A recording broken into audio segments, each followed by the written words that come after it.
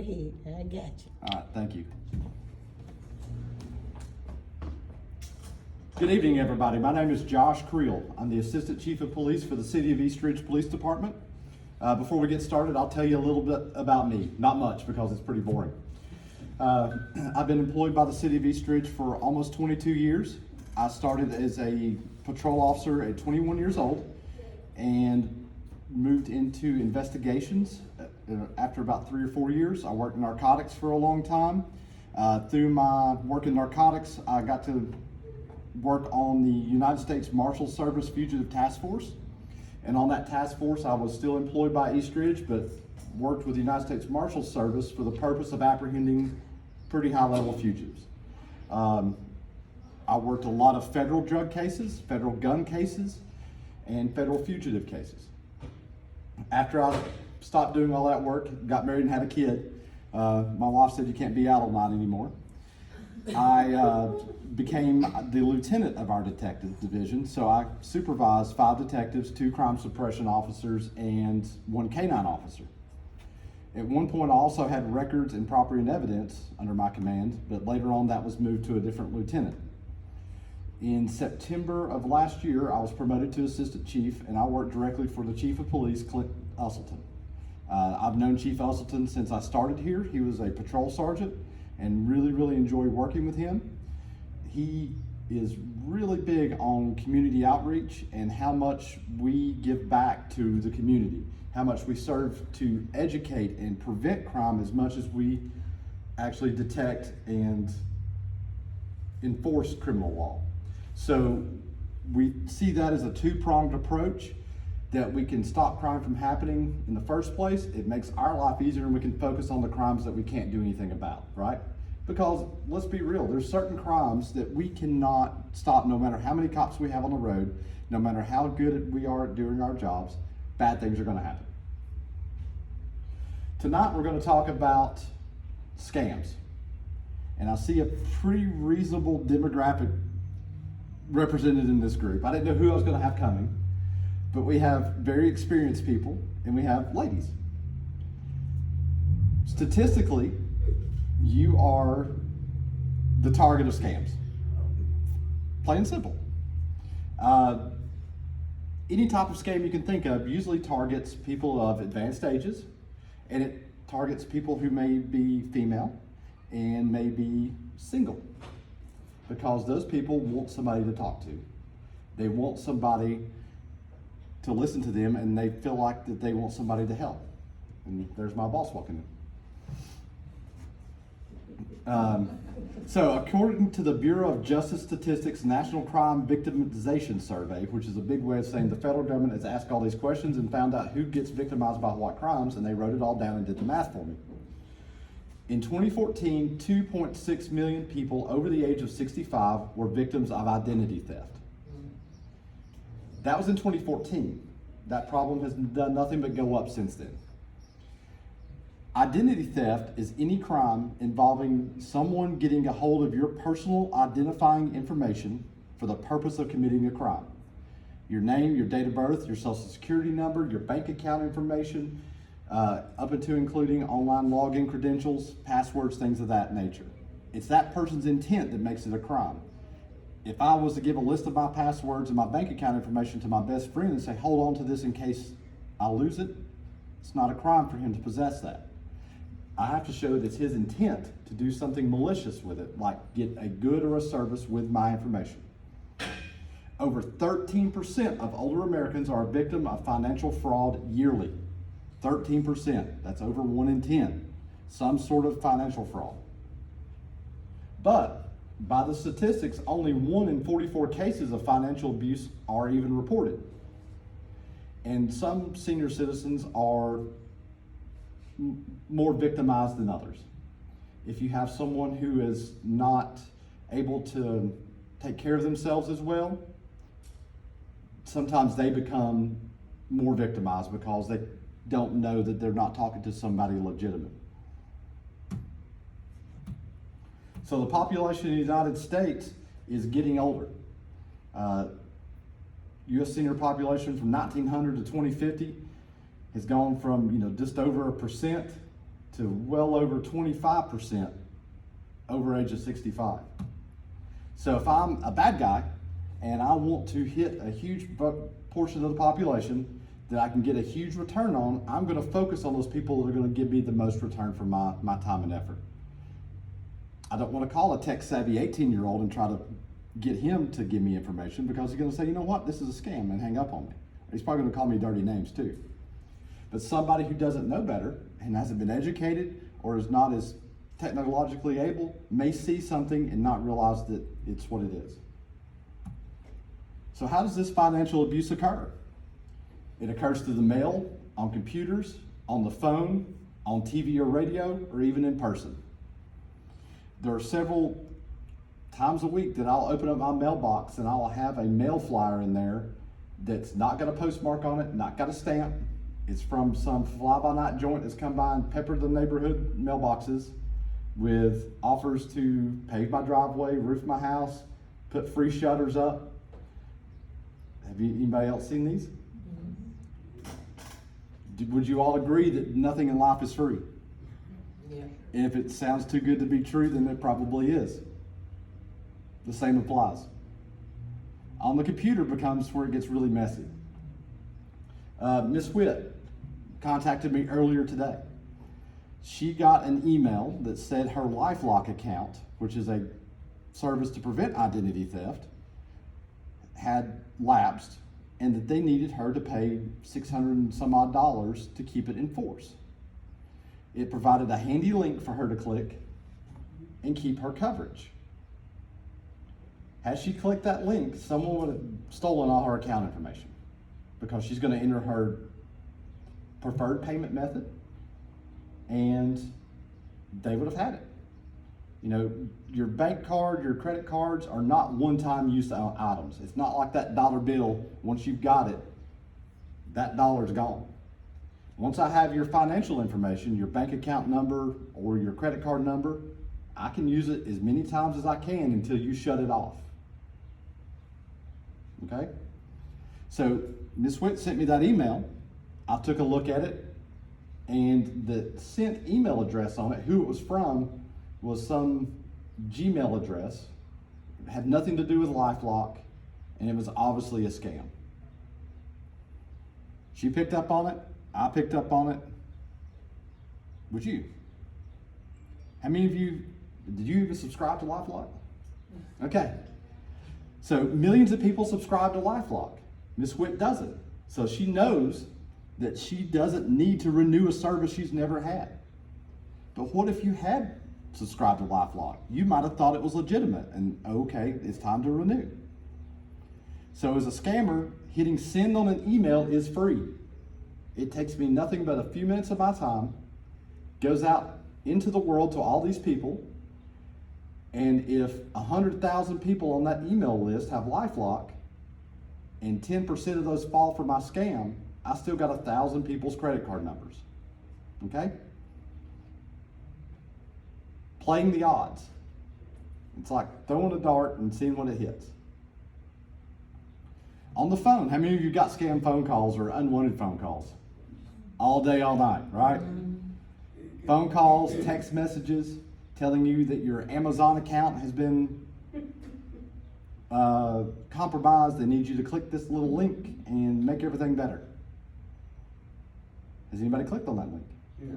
Okay, good. Only because I knew I didn't do any more Amazon transactions for a couple of years, so that's why I knew it was like, what? Yeah, But if I had been doing Amazon stuff, I surely might have. might have. Sure. So a couple things can happen when you click on those little links. One, you fall down the rabbit hole and give them your personal information. Two, that link goes to a computer virus that installs something on your computer or your phone that takes it all off there. How many people have a cell phone that's like an iPhone or a smartphone? Okay. How much information on this phone do you have saved? Everything. Everything. A whole life, right? It's like your wallet now. I mean, I can leave my wallet at home and hope I don't get pulled over by a state trooper in Georgia. But I can go to the grocery store and I can buy $200 worth of groceries, go up there and go click, click, and pay, because I've saved payment information on here. My watch is an Apple Watch. It talks to my phone. I can leave my phone at home, forget everything, and walk out of there. Walk up, click, and pay for my groceries or whatever I need to do. There's pictures of me, there's pictures of my wife, picture of my kid. There's all sorts of stored information on there that shows where I've been all day from my mapping. If you open up my Google Maps, it's probably going to say something like home. And you click that button, it'll take you right to my house. So our cell phones contain so much personal information, they have to be guarded like we would our pocketbook or our wallet. So you can't just leave those laying around. How many of you have passwords on your phone? How many of you use the face identification? Or a thumbprint or a fingerprint of some kind? Make sure your password's good, not just convenient. Okay, not 11111. Because if I pick up a phone, I'm going to try 11111. So on the phone, we get scammed. We get calls saying they want to sell us our car extended warranty, or this is the Social Security Administration. Your Social Security number was used at the border, and we believe that your Social Security number has been compromised, or we arrested someone that was using your Social Security number. They're not going to call you on the phone to tell you that. The FBI is going to come to your house and knock on your door. The IRS isn't going to call you and tell you owe back taxes. They're going to send you a letter from the Department of Treasury. And if you don't pay it, they'll take it out of your bank account. They're not wanting you to go get Apple cards or Green Dot cards or Visa gift cards from Walgreens and pay it. They want currency. A lot of scams we see when they ask for payment comes in these untraceable forms, like gift cards, iTunes gift cards, cryptocurrency, virtual currency. The IRS, the federal government, wants to get paid in U.S. currency, period. If they ask for anything else, it's a scam. If they call you, it's more than likely a scam, okay? Mass mailings still go on. Mass mailings are where I just put 1,000 more letters in the mail. I send them to as many people as I can to try to get them to buy for my scheme. You've won the lottery, you've won a prize, you may receive a check, you've won money. Anybody got any of those? Yeah. Did you apply for any contest or a lottery? How many people have ever bought a lottery ticket in here? Yeah. Okay, cool. At the store. Yeah. So you chose to play that lottery.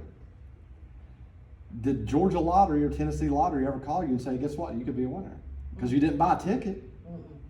And I guarantee you didn't win the Canadian lottery, the Jamaican lottery, the Lithuanian lottery, the Irish lottery, because you never put in for any of those and never traveled those countries maybe.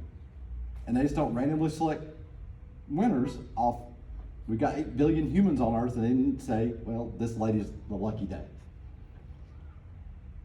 There are fake charities asking for money. If you get called by any charity, be skeptical. If I call you and say I'm from the United Way and give me your credit card number, you may have given to the United Way every year for all your life and say, you know what, okay, it's time to donate. If you want to give to a charity, find an official way to do it, okay? Please understand that people will call you on the phone and they will lie. They will lie to you about who they are, who they're with, and what their intent is. I love being charitable, and I love it when people are charitable. It makes for a good human being. But please, oh please, don't fall victim to a bad human being by giving them your credit card information, thinking you're doing the right thing. Find a way to give to a charity that is official. I mean, you've seen free lunch seminars, quit smoking, stop snoring, win a trip. It's kind of like the old timeshare schemes where you have to come to a seminar and you get to stay for 3 nights, but high pressure sales tactics, investment schemes, things like that, those still go on. They're not as prevalent as they once were because I have to be there kind of in person. You know, I have to show you my face to come to you and say, if you'll only give me $1,000, I can give you $10,000 back within a week. It'd be wonderful. Why would I want to show you my face and let you hear my voice and leave my literal fingerprints everywhere when I can sit behind a computer somewhere in Eastern Europe and talk to 1 million people at once. And they never know who I am.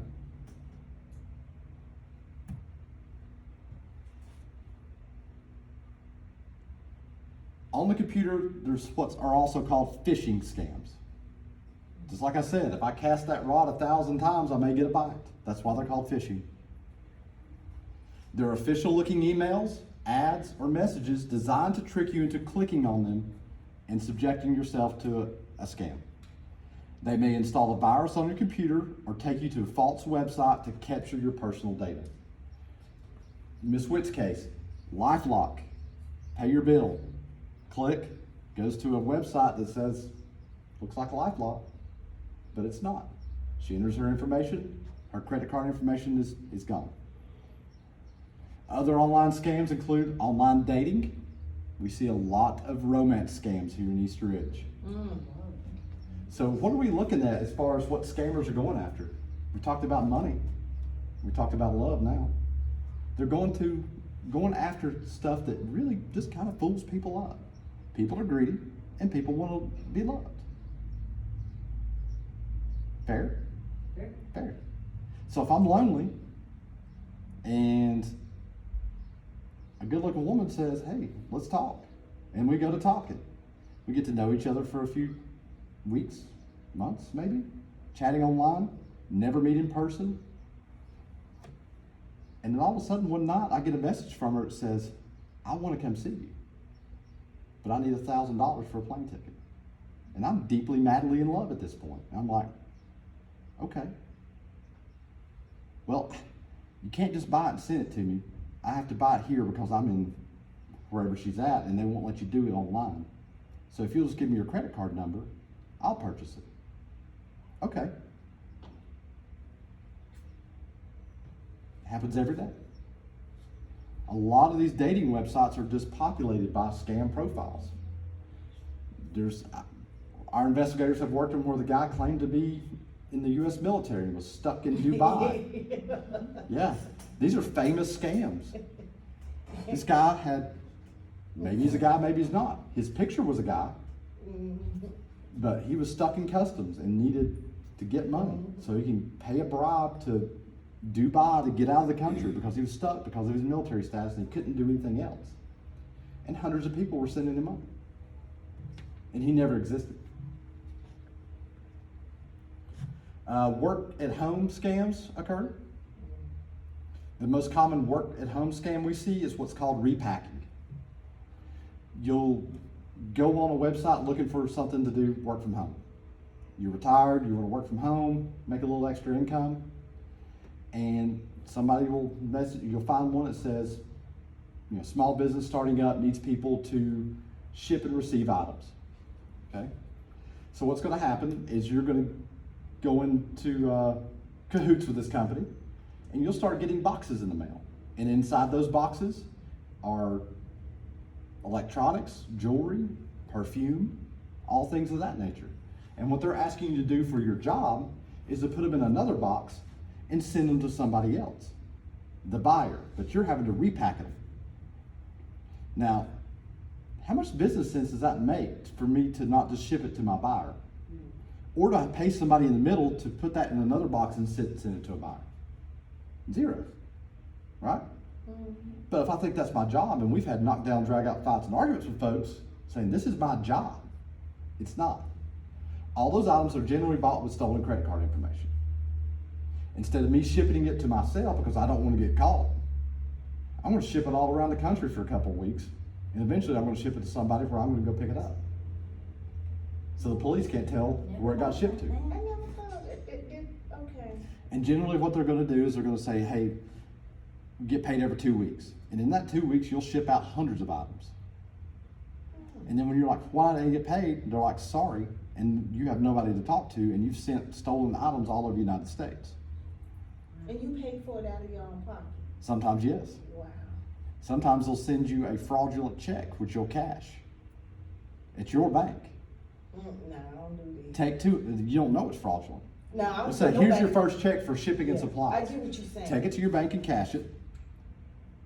Use this for shipping fees. And then the next day you get an email that says, oh my goodness, we messed up. We sent you $2,500. We were only supposed to send you $250. Can you send us the balance back? So they just laundered money through you now. Okay. And you cashed a fraudulent check through your bank that's stuck on your account. So there's multiple different ways these scams work, and they're very sophisticated. They're generally not managed from within the United States. They exist in foreign countries. They may have U.S.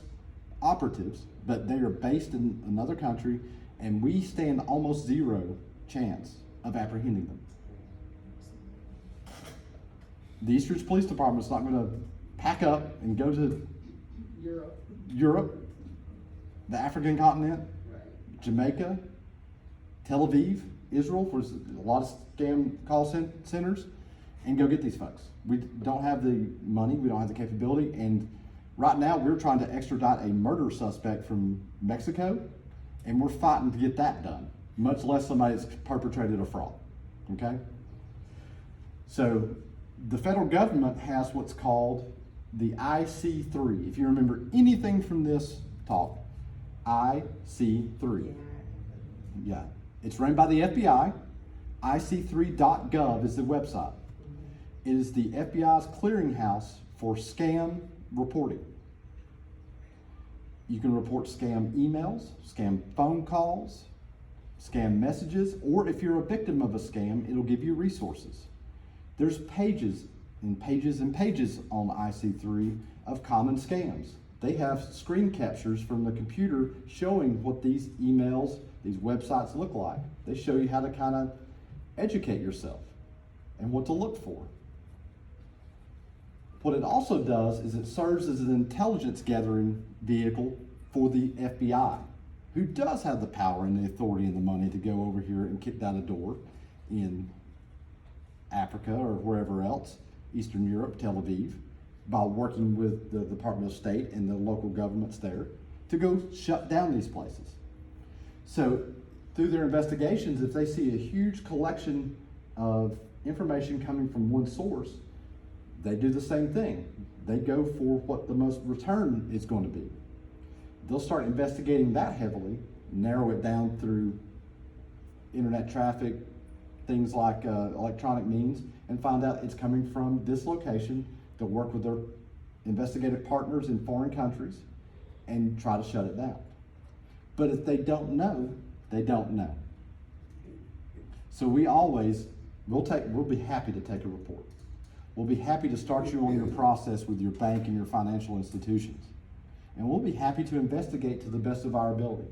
But what we always do is recommend you file with IC3.gov as well, because that enhances the ability of the FBI to catch, shut down, and prosecute these scam organizations.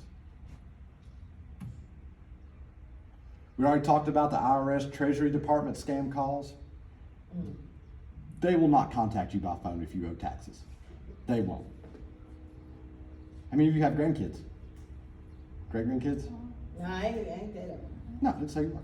Yeah, She got great And I don't have okay. I got. Phone rings at 3 in the morning. Oh, Your attention's got, right? There's a scam going around called a grandparent scam. It's a fake call from a grandchild, nephew, or niece saying they're in trouble and need money. Can you wire me money?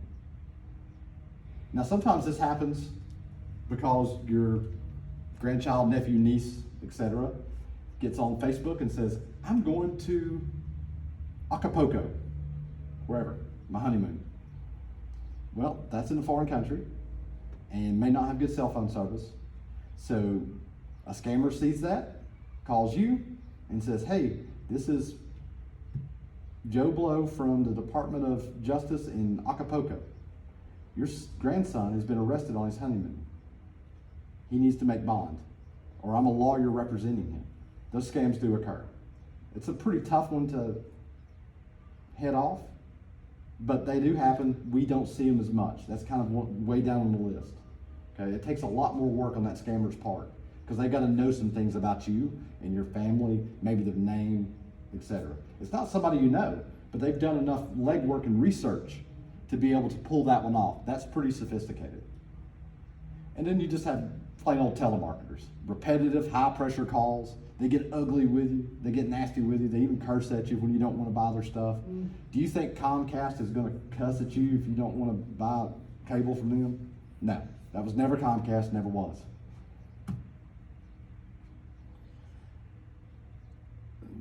You have frauds for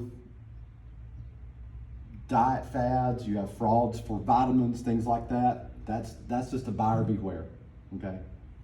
If it's too good to be true, it probably is, and nothing's free. Same logic applies.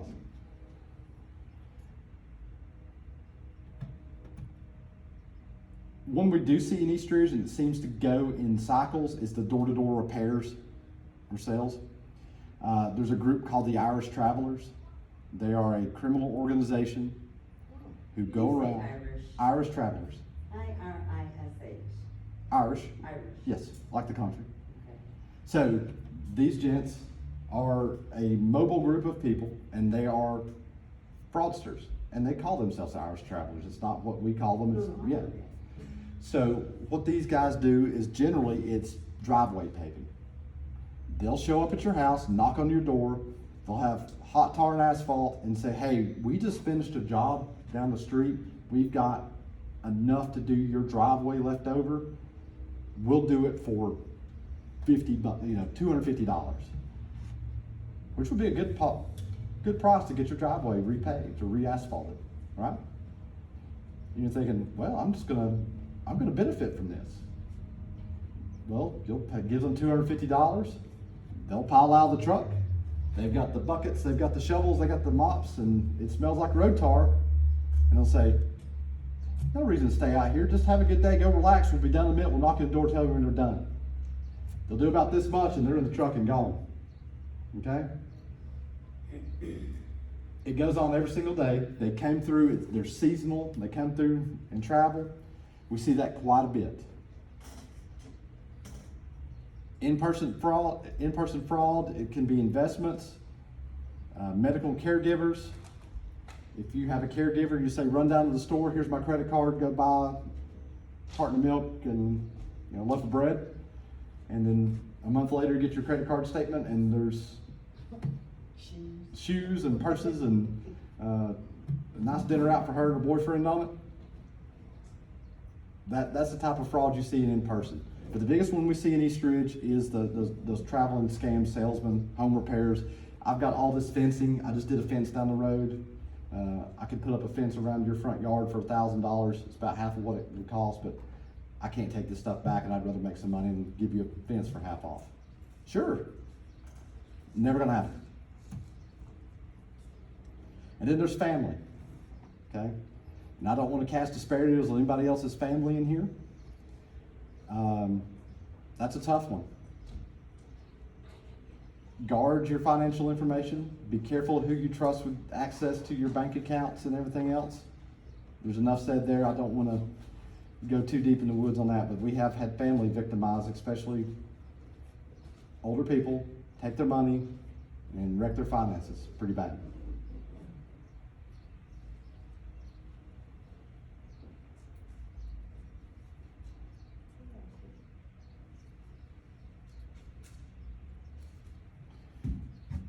So what can you do to avoid financial abuse? One, safeguard your financial information, okay? Never give out your bank information, your credit card number to anyone you don't know who they are. Just don't do it. Safeguard your personal information, your name, date of birth, social security number, all those things that we kind of hold sacred that will give someone access to our finances. Order a credit report from all 3 credit reporting bureaus, Equifax, Experian, and TransUnion. Be safe on the computer. If you don't know where you're going online, don't go there. If you get an email asking you for personal information, don't click anything on it. If you think it might be from your bank, go to your bank and find out if it's from them. They all have security divisions. They'll be happy to help you and look at it. And when it comes to telemarketers, just hang up the phone. Don't try to harangue with them. Don't try to talk them out of it. just hang up the phone. They want high volume, high return. They don't want to waste their time with somebody. Review all your financial statements. When you get your bank statement in the mail, take a look at it. Make sure that all those transactions on there were legitimate. If you see something fishy, talk to your bank. Check out any repair person you hire. Ask them for references or get more estimates than just one. Because if this one guy comes in at $2,000 and everybody else is telling you $8,000, it's not because he's good, it may be because he's going to rip you off. There's no way he can do that job for $2,000 and everybody else is telling you $8,000, there's something wrong. Don't sign a contract until you have verified the company. Make sure it's a legitimate company.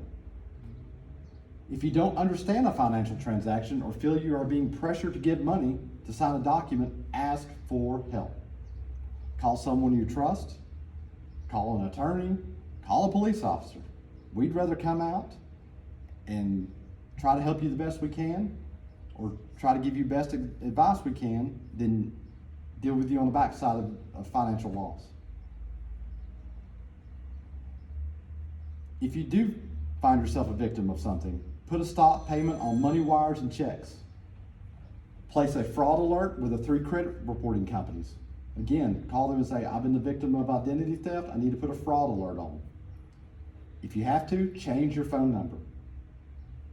Freeze credit, shred old credit cards, contact your banks and your credit card companies. Call us and make an initial report. Most of your banks, if you want to make a fraud claim, are going to require you to make a police report. That's what we're here for. We're more than happy to do it. And if there's something for us to investigate, we'll investigate.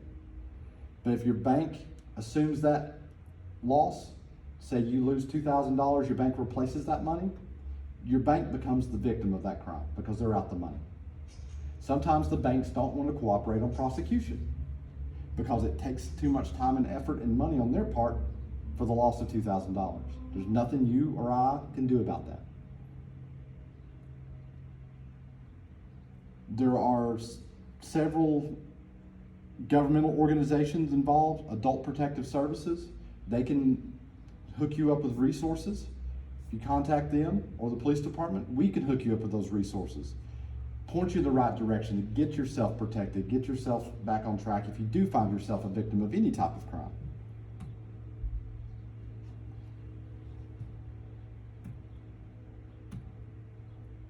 There's the National Center for Victims of Crime, National Center for Elder Abuse, the Postal Inspectors Service, who we deal with, they're a law enforcement agency. Better Business Bureau, AARP. You mentioned, I heard you talking about AARP earlier, or was that you? That was me. Yeah, y'all were talking about it in some capacity.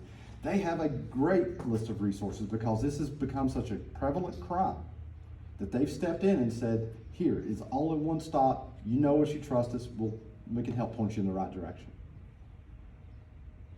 So, to go back on my few little points that I had at first, if it's too good to be true, it probably is, right? And nothing's for free. And if you didn't enter the contest, how in the world did you win it? So just be careful, be smart. I'm not telling you not to be trusting, but just be skeptical. Trust but verify. I think it's the Reagan. Trust but verify. And those are smart words to live by. So take that to heart. If you ever have any questions, hey, I got this, I don't think it's real, give us a shout. We'd love to come help. Now, we can't come and review every email for you because I'd run out of cops real quick. But if you think something's really weird and it says it's from your bank, call your bank. Hey, I got this. Amazon.com, if you buy stuff off them, are not going to text you on your phone and let you know that something might be hinky with your account. When you go log on, you're probably going to have some information on there for you. And joebobsmith@gmail.com is not going to email you something from Amazon saying that this is Amazon official. Amazon has their own official email addresses and their own email server and domain. It's going to come from something official. But with that, I really appreciate you guys taking time out of your evening and coming out and seeing us and taking an interest in protecting yourselves and maybe getting the word out to your friends and family of how they can do it. If anybody ever has any questions about crime, what they can do to help themselves or others, call us.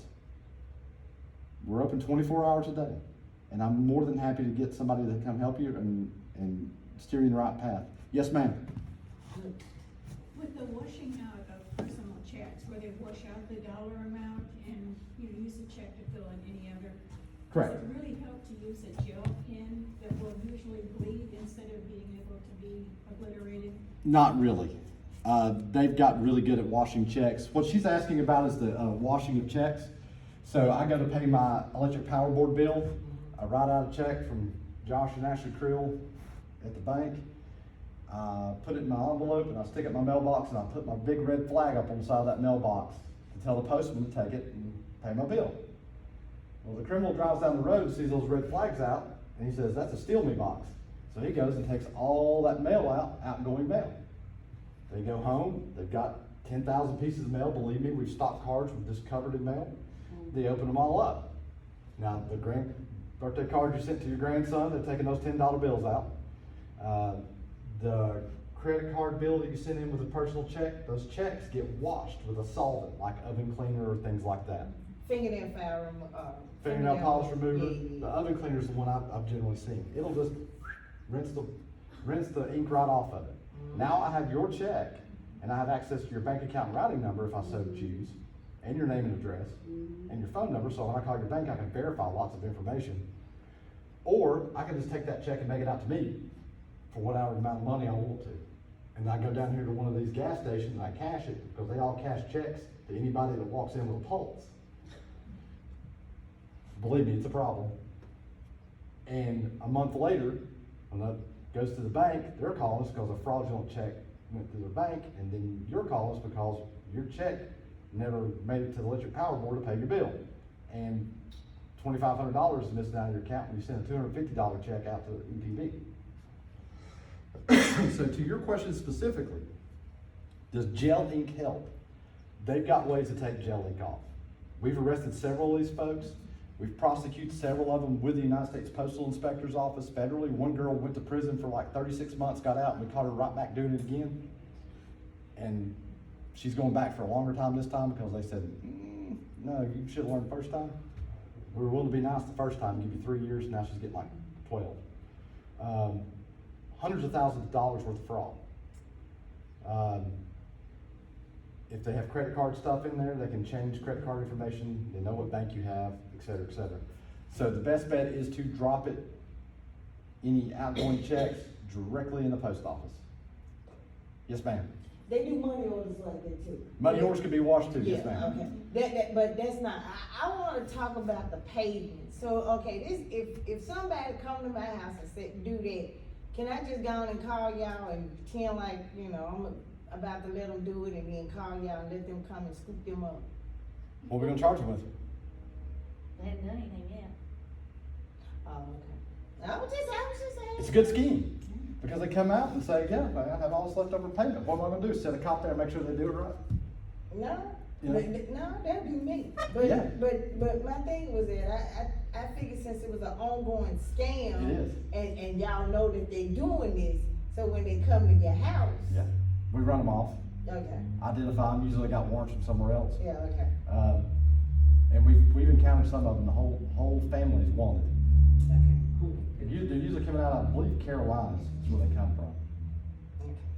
Yes, ma'am. Doesn't East Ridge have a policy that if they come door to door, they're supposed to get a permit from the city? Yes, it's city ordinance. They are supposed to go get a door-to-door sales permit of some kind.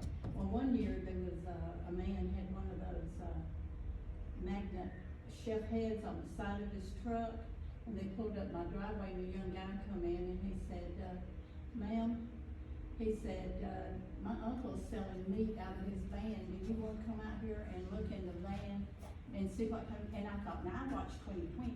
Yeah. And They're gonna get me. I don't think so. And I said, but thank you for asking, and so they went on their way, and I called East Ridge, and they said, no, they're supposed to have a permit to Yeah. go door to door. And you know, even if they weren't trying to like toss you in the back of the van, while you got your head stuck in the cooler, they're rummaging through your house. That's it. We've seen a lot of that too, you know, the magazine salesmen come door to door, usually younger kids from all parts of the country. Most of them are runaways, most of them are wanted. 2 or 3 come to the door trying to sell you subscriptions. Ma'am, we've been out here all day long, can I use your bathroom? And then all your medicine's gone. You know, so, yeah, that's just kind of a bait and switch kind of scam. Yes, ma'am. Yeah, and kind of watch their eyes as they're looking behind and see what you got in your Yeah. house when they're talking to you, but they're looking behind you. Absolutely. You know, you don't have any dogs, do you? Your husband's not home, is he? Can I talk to him?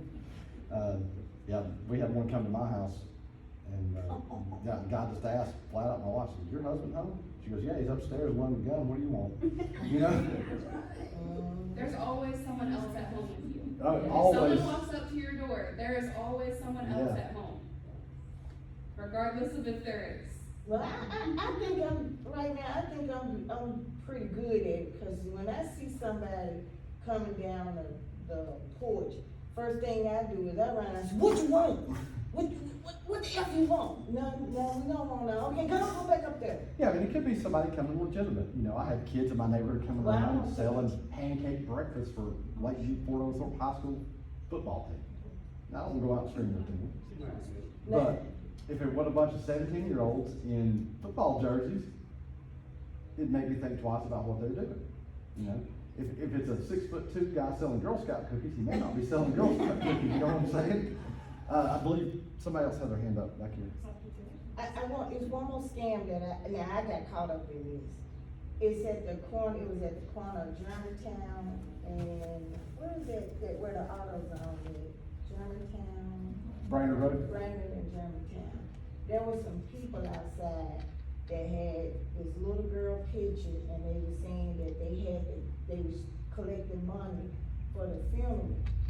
And, you know, it had a little baby, and they were saying gracias, and I was like, okay, my heart just went out. I gave them $10. But don't they have to have a permit too? That's Chattanooga. That's Chattanooga. They don't have I a didn't permit. know. But they ain't did it here yet, but they did it there. So months later, I'm looking at YouTube and I see in Dallas, in Houston, where they was doing the same thing, and come to find out there was no little girl. There was no funeral. And I said, I got played hard. So now when I see them, I don't donate. But I am gonna say this, and I'm gonna be quiet. If you don't have when I moved here, I bought, what they call a parcel box. It has a code on it and it has a key. And the reason why I'm gonna tell you that is because this man that I'm with says that he don't never have no money, but he always ordering stuff off of Amazon. Ain't that something? Anyway, so the UPS driver, the FedEx driver, I was ordering something. He didn't take it down the hill, he left it at the mailbox, which is way far ahead. Well, these two people was driving down the street, they pulled up, they saw the box, and just so happened, I pulled up at the same time, and they were gonna come and they would've got my box. But now they're doing it where my neighbor was next door, and they pulled up to her house and stole her boxes. Yeah, we see a lot of package theft, Yeah. especially around Christmas. And what she's talking about is basically a lock container for the delivery person to put those boxes in. It's one way, they put the boxes in, but you can't get to them. It's kind of like the big blue boxes almost, and it's got a code that you know and a key. Yeah. Is it out by the mailbox or where? It's on my porch, so when they go and they put it in there, I would like, for instance, if I order something, you know, that special come in, I put my code in there, drop off at the porch. So when they go in there, they got the code, I lift it up, and then they put it in there and they close it. That means it's bolted to the porch, so they gotta literally take the porch up to get it. So when they do that, then I go in and I put my code in and I get the box out. If I don't remember my code, which I do, I got a key, so I can put the key in and then get the box out. But yeah, because like I said, I didn't think it would happen here, but it's, Yeah, package theft we Yeah. generally see around Christmas, because that's the higher volume, high return. I don't wanna drive around for 8 hours a day thinking I might see 1 or 2 boxes. I'm gonna go when everybody's got a box sitting on the porch. They call them porch pirates, you know, Right. Yeah. that's all they do. They don't know what they're getting. That's right. They're just hoping for something good. And I would encourage you to not come out of your house when people come out to your home. Yeah, Yeah, I I encourage know. you to stay in your house, observe them, and if you feel uneasy and they don't go away, you call the police. yeah, cause But I'm you- like, Right away. We got cameras. Honey, they'll get used I to know. you and wait for you to come out Yeah. of your house. I agree, cause based on what happened with the lady, I installed a camera where I could see the Good job, mailbox. Good And job. so when you hit that mailbox, I can see you coming from every angle of my house. I got cameras everywhere, even places where I feel somebody can hide. Just stay in So your home. if I don't wanna come out, I can just Yes. say some nice. and I would agree with not coming out for a couple of reasons. Well, you would be all right. You got a gun, you're a big dude. No, but still, even then. So, I'm inside my house, the problem's outside my house, there's a door with presumably a lock on it between us, okay? That gives one time. If I have to pick up the phone and dial 911, they're gonna have to get through that door before I have to go face to face with it. Number two, if I have to do something to them, what's more legally defensible? I came out and got up in their face? This thing you're Oh, they bringing. had to kick my door in to come get me. Right. Who's the bad guy, right? Exactly. Yeah. So those are the two reasons I'd say, if you can protect yourself and not go out and put yourself in a problem, don't. Right. You can start a lot of trouble quicker than you need. Yes, ma'am. Well, several years ago, I went to a meeting where there was some police officers talking about people coming knocking on your door. Mhm. Said, don't act like you're not home, that you're scared to answer your door. Said, go and let them know you're there, because they might wanna be break in, and if they break in, you're there, they're gonna hurt you. Yeah. So what she was talking about was people knocking on your door, if they feel that no one's at home, they may have other motives. And what we see in burglaries, for example, residential burglaries, breaking and entering, is most of those occur during the day, and they happen during business hours. Because I don't wanna break into your house when I might get shot. I wanna break into your house when nobody's there, and I can take all your stuff and leave. And what we see on video, and we've seen through interview and talking to burglars, is they generally will knock on the door. They're trying to find out if anybody's home. Or if there's dogs in there. Dogs in there, they're gonna come skittering up, barking and raising Cain. They don't wanna break into an occupied house. Right. The exception to that rule is if you're a drug dealer, then they wanna break into your house when you're there, because you're gonna have your drugs and your money with you. Oh, if they're breaking into the drug dealer's house. Yes. Gotcha, okay. Yeah. That, you know, people talk about home invasions. 99 out of 100 home invasions are a dope dealer. Because I wanna break into your house and take your TV and your jewelry and stuff and you're not there. If I'm breaking into the dope man's house, I wanna be where his money and drugs are, and he's gonna have those with him.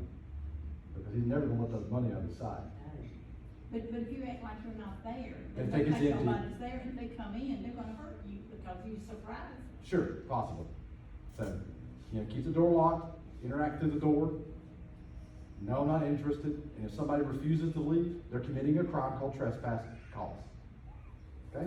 It's And a- then we'll ask them to leave. It's a bar that we have in our basement where, and I promise, I haven't seen anybody go through, it's like a little bar that you put up under the handle. Yeah. And it goes like that, and it'll prevent it, and the only reason why we got that is because that's an area where somebody can easily kick the door in and come on upstairs. So that, but I got a camera there, so that would give me enough time. I am in front, I promise you, if any one of y'all come to my house, I'ma see y'all right before you when you hit the street, coming on down. Because as I get older, I see it's blind spots, and I don't want somebody to walk, especially at night, cause it's getting dark now, Quill, we gotta go. But anyway, because I don't wanna be at night, and then I have to walk in a dark place, and I don't know what's getting ready to happen, so I try to stay in. I'm really but I try to get in before it gets too dark. 'Cause So cameras are great. Doors with deadbolts. You know, the little key lock, those are easily slipped. I can stick a credit card in there. We've probably all done it at one point, locked ourselves out of a room or a house that didn't have a deadbolt. Nice. Yeah, throw a little pen knife in there, throw an old credit card, whatever. Deadbolts, have a deadbolt. If you have sliding glass doors, a lot of, decks, sliding glass doors, have a bar down in there that keeps that thing from sliding, okay? Cause that little lock on there is as flimsy as the day is long. Some kind of stick or a bar in there, cause otherwise it's a big glass window, it's at ground level, that I could smash it and go through, but that's a lot of glass. And probably a neighbor's gonna hear it or you're gonna hear it. So a stick in there to keep it from opening, if you, the little tiny lock on those things, I always forget, if it's locked or unlocked up or down. Every time we go on vacation, stay in a condo, I was like, is this thing locked or not? I can't figure it out. Put a stick in it, all right? Cut piece of broom handle, piece of pipe, yes ma'am.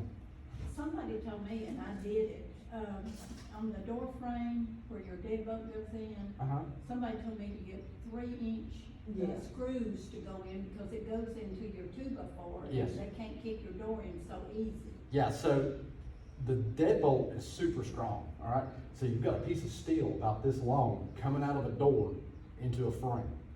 But if it goes into a flimsy wood frame, all I'm gonna do is kick that deadbolt right through that flimsy wood frame. So anything you can do to beef that up, even a metal strip. They make a thing called I think it's called a door devil, if I remember right.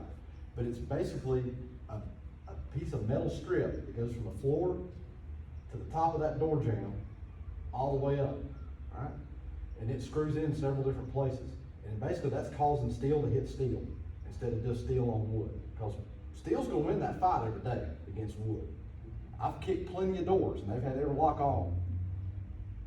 I'll kick the frame out of it. The deadbolt will still be sticking out, but the frame will be gone. Frame will come off. But does that screw really help? It does help. It does Because help. I put them into that and it said put 2 and I put 4. Yeah. And it says it goes into the 2x4.